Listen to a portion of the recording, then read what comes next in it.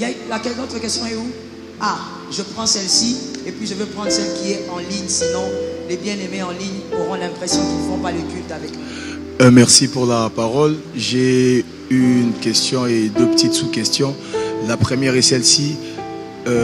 Là, c'est une réalité. Je pense que beaucoup de femmes qui sont dans ce lieu et celles qui nous suivent se retrouvent dedans. Bon, pour la petite histoire, ma femme vient nous avons un petit bébé qui a 4 mois depuis hier. Il y a un ami, il y a 2 matins, qui m'a rencontré en cours de chemin et qui m'a posé la question: tu fais comment pendant tous ces temps de Walé? Parce que tu as des impulsions, tu as des besoins sexuels. Mais tu sais, comment tu fais pour t'en sortir pendant tous ces temps? Il m'a posé la question: ça prendra combien de temps le temps de Walé? J'ai dit: c'est 6 mois. Et toi, tu fais comment? J'ai dit: mais je ne fais rien. Mais tu n'as pas une femme à côté? J'ai dit: non, je ne sais pas faire ces choses-là. La question. Et il m'a dit ceci: moi, je me fais sucer par ma femme. Et pourquoi toi, tu ne le fais pas? J'ai dit: je ne peux pas le faire, ça ne se fait pas. Maintenant, pour celles qui se retrouvent dans cette situation-là, deux fois qui se font forcer par leur mari, vous dites quoi? Parce que moi, je ne peux pas le faire, parce que moi, je connais la parole de Dieu. Mais pour celle-là, et puis une autre question, la deuxième, c'est celle-ci. Quand quelqu'un a des promesses de la part de Dieu, quelqu'un à qui Dieu a dit des choses distinctement, cette personne-là, ses prières, comment doivent-elles être? Au fait, quand les gens chassent des démons, cette personne-là doit continuer de le faire, ou bien lui à qui a été dit des choses, même par rapport aux années, par rapport au temps, c'est quoi son style de prière? Comment doit-elle prier la personne? Voilà les deux questions. Je commence par la dernière question.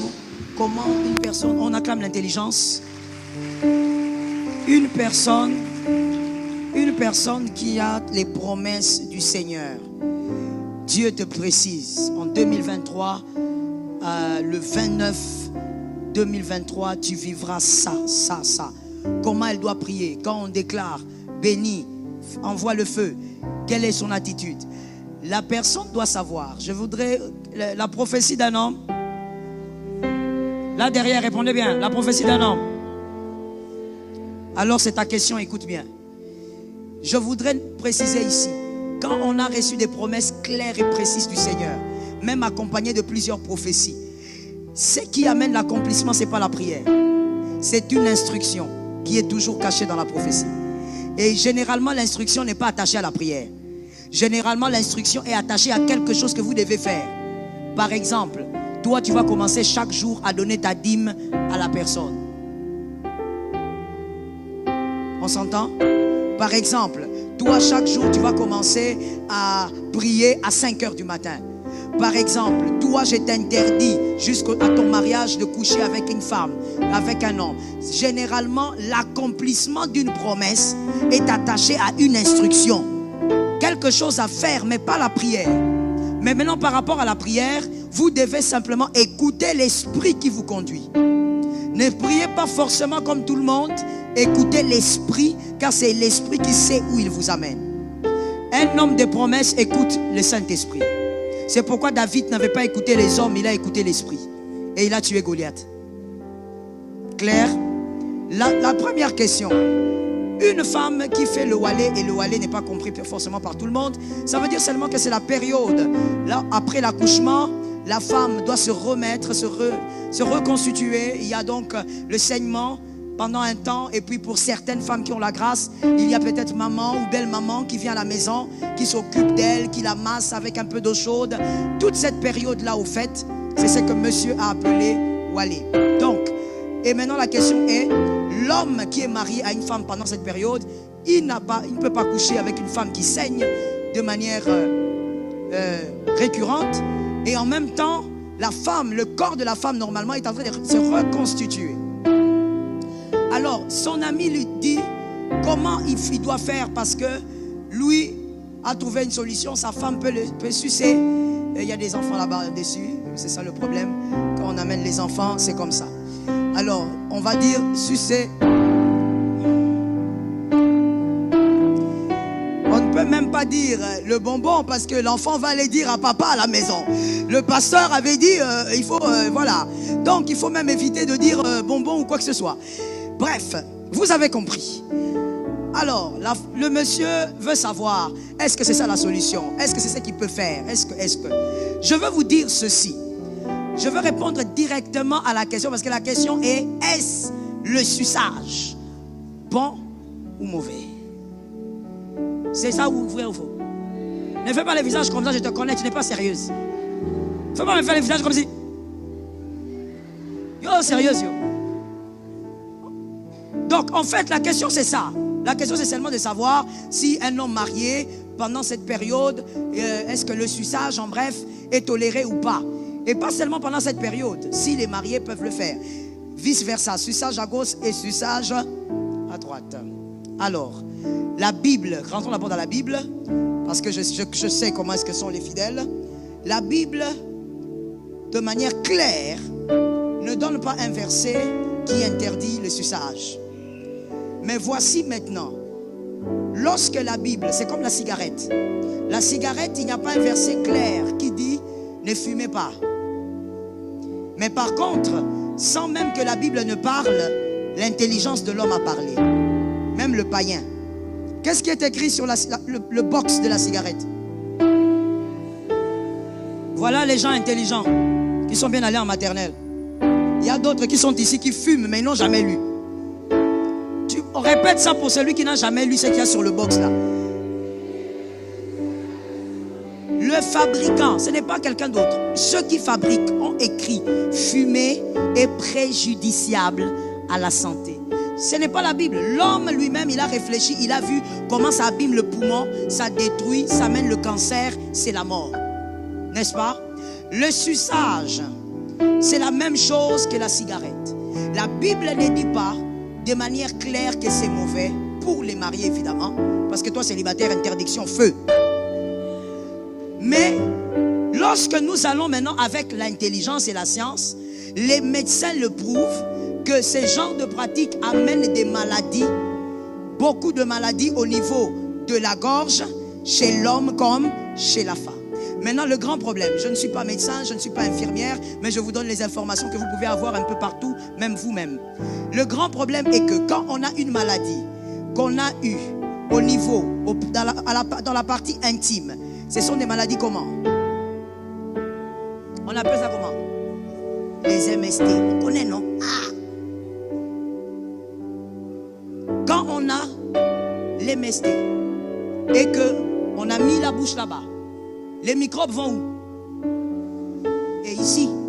Maintenant, dites-nous, ceux qui ont bien étudié, parce que ici, il faut bien étudier. Le médicament qu'on vous allez mettre, mademoiselle, dans votre foufou, pour guérir des infections, ça passe par la bouche, oui ou non?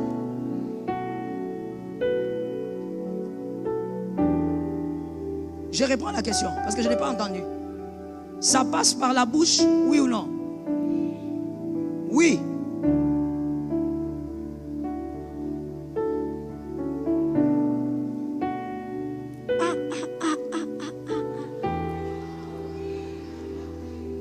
Maman, le suppositoire passe par la bouche. Mais on parle de quoi? Quand tu as une maladie là, dans le frou là-bas, tu mets les médicaments dans la bouche. Vous n'avez pas bien compris, hein? C'est ça que vous avez dit à votre professeur d'école maternelle. Voyez maintenant le comprimé à mettre dans le frou. Maintenant, comment faire pour qu'il vienne ici? C'est là maintenant que vous allez chercher plusieurs traitements pour vous faire soigner. Je connais une femme qui a eu un problème.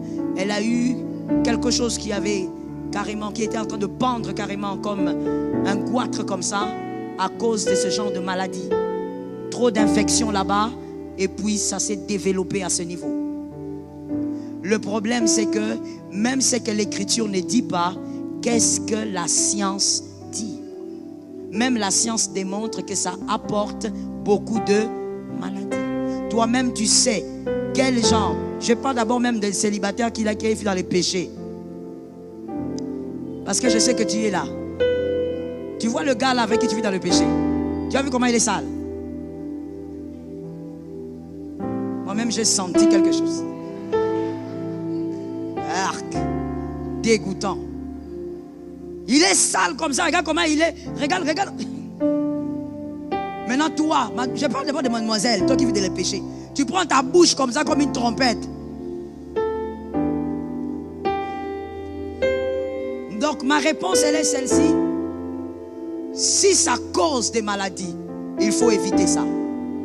Est-ce que quelqu'un m'entend? La Bible ne t'interdit pas, mais si ça cause des maladies, il faut...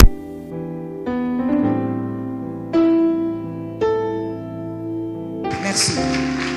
La question suivante. Qui a le micro? Ma question est celle-ci. Oui. Dans le choix du conjoint ou conjointe, comment reconnaître qu'on a fait un bon choix? Ok. Là, tu n'es pas encore fiancé, non? Là, tu n'as pas encore décidé. Oui, tu n'as pas encore décidé de choisir. D'accord. Il y a beaucoup d'éléments qui révèlent qu'on a fait un bon choix. Je crois que c'est la même question qu'on m'a posée en direct ici quelque part. Je vais répondre à ça directement donc. Qu'on a fait un bon choix, il y a plusieurs signes. Mais parmi les plus grands signes, tu dois épouser celui qui a la même vision de vie que toi. Ça, c'est le bon choix. C'est-à-dire que la manière dont toi tu vois Dieu, lui il voit Dieu. La manière dont toi aussi tu vois ta vie réussir, c'est comme ça que lui il voit aussi la vie réussir. Toi tu ne dois pas épouser quelqu'un qui a la foi comme toi, aime Dieu comme toi, mais en matière de réussite. Parce que le mariage c'est sur la terre. Au mariage, au ciel il n'y aura plus de mariage.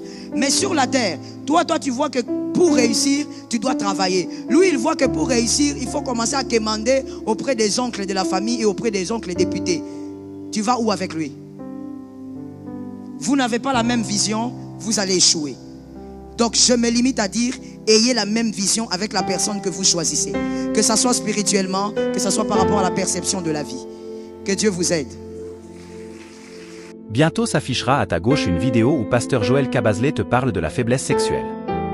Si tu sens de la frigidité, l'éjaculation précoce ou de l'impuissance sexuelle, ou soit si c'est ton conjoint qui le ressent, la vidéo est faite pour toi. Clique sur la vidéo. Allez, clique.